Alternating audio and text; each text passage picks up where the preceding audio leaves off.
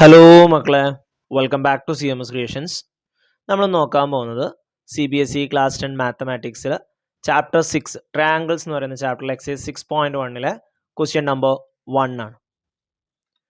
ഇതൊരു ചെറിയ ക്വസ്റ്റ്യൻ ആണ്, നമുക്ക് പെട്ടെന്ന് ആൻസർ ചെയ്യാൻ പറ്റുന്ന ഒരു ചോദ്യമാണ്.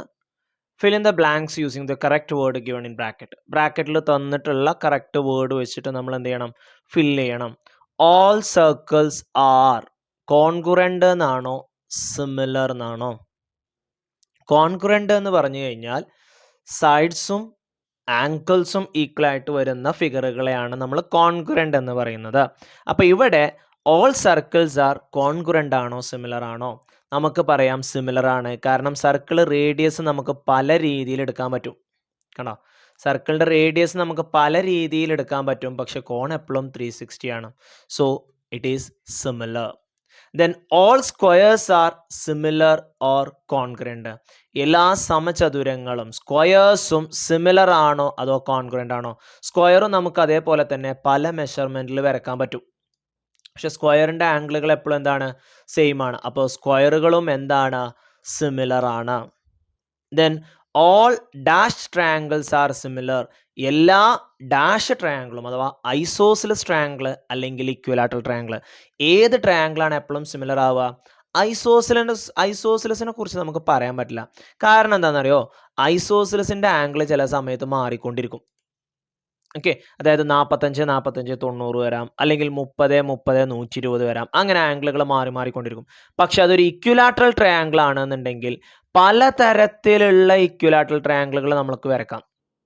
സൈഡ് 3 ആയിട്ട് വരക്കാം, സൈഡ് 4 ആയിട്ട് വരക്കാം, സൈഡ് 5 ആയിട്ട് വരക്കാം.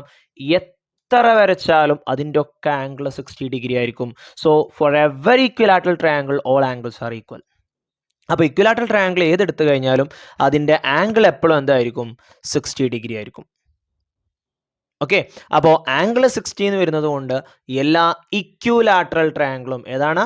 ഇക്വലാറ്ററൽ ട്രയാങ്കിളും എന്താണ്? സിമിലർ ആണ്.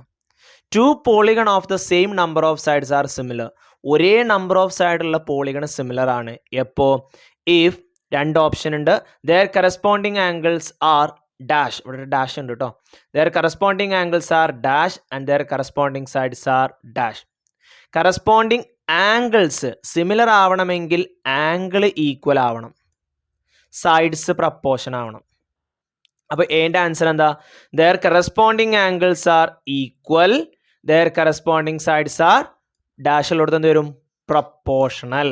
അപ്പോൾ എയുടെ അവിടെ ഈക്വൽ എന്ന് വരും, ബിയുടെ അവിടെ പ്രപ്പോർഷണൽ എന്ന് വരും. ഇതാണ് ഈ ആറാമത്തെ എക്സസൈസ് 6.1 ക്വസ്റ്റ്യൻസിൻ്റെ ആൻസേഴ്സ് വരുന്നു. ഒന്നാമത്തെ ചോദ്യം. ഓക്കെ.